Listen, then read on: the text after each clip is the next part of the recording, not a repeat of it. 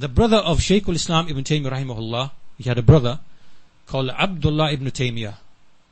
And Ibn al-Qayyim rahimahullah, he mentions a debate that he had with a Jahmi, right? A Jahmi who is a negator of the attributes.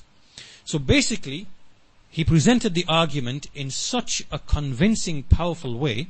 He said, look, in the Quran, Allah has mentioned His names, attributes in different ways.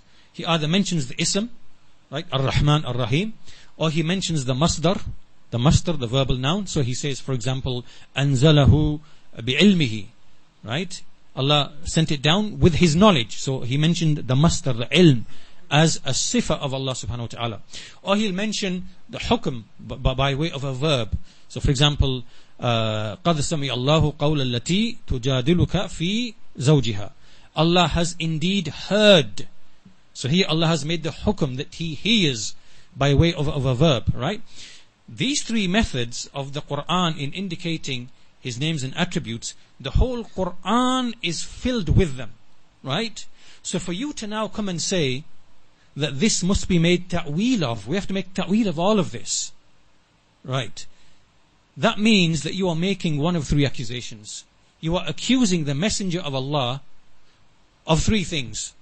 You are either accusing him in his knowledge, or you are accusing him in his bayan, his ability to speak, or you are accusing him in his nasiha, meaning his desire to give sincere advice. So either the Messenger knew all of this, meaning that these aren't really attributes, they are just metaphors, right? Or he didn't know that. So if you are saying that he was ignorant of the fact that these are metaphors in the Quran, you've now reviled the Messenger of Allah in his ilm. So it's either that. It's either that. If you say, no, he knew that it wasn't really attributes but only allegories and metaphors, they weren't really intended. But he was either able to convey that in speech or he wasn't able to convey that in speech, right? So if you say, oh well, he didn't have the means and the ability, he wasn't eloquent enough to really, speak with the truth, you are now reviling him in his bayan, discourse, his ability to speak, right?